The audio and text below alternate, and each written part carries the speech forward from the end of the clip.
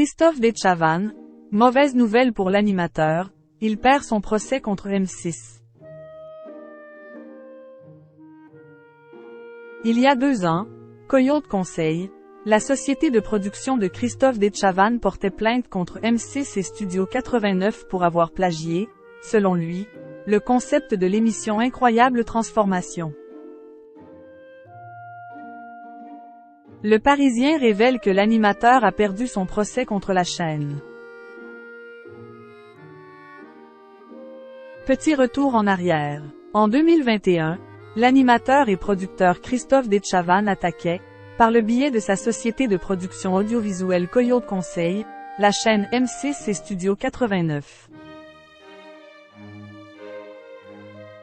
Le père de Ninon Dechavanne reprochait à la chaîne d'avoir copié un concept d'émission qu'il était venu lui présenter à plusieurs reprises en 2017 et en 2018, une émission de rehooking qui ressemblerait, selon lui, trait pour trait à Incroyable Transformation, diffusée depuis 3 ans sur la 6e chaîne.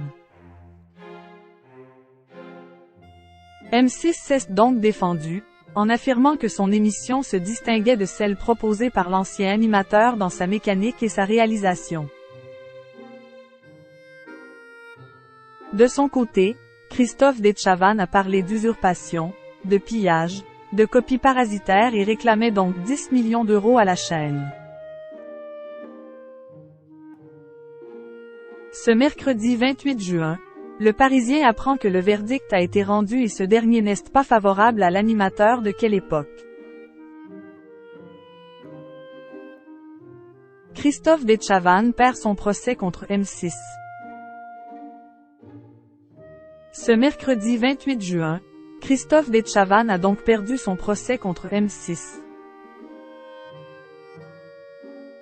Coyote Conseil a été condamné par le tribunal de commerce de Nanterre à rembourser 10 000 € de frais de justice à M6, détaillent nos confrères.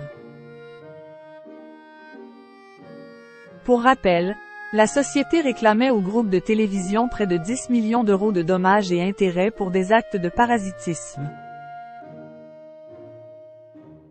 En 2017, M6 avait rejeté pour des raisons de budget et de contenu l'offre de Coyote qui souhaitait adapter en France l'émission de télé-réalité Body Fixé.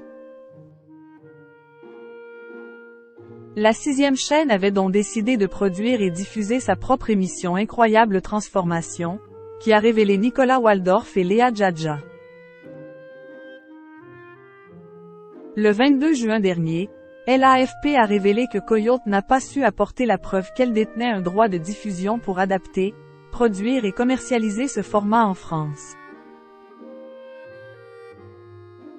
Le tribunal a également considéré que les réelles similitudes entre les 2 émissions n'étaient pas de nature à caractériser de manière certaine que M6 et Studio 89, sa filiale de production, se soit délibérément mise dans le sillage de Coyote alors que ce type d'émission faisait à cette époque l'objet d'une veille active de la part de l'ensemble des diffuseurs. Dans la foulée, M6 a réalisé un communiqué dans lequel le groupe se réjouit de cette décision. Elle confirme que le groupe a réalisé le développement et la diffusion de cette nouvelle émission à succès en toute indépendance, peut-on lire. De son côté, la société de production de Christophe Dechavanne a annoncé faire appel de la décision.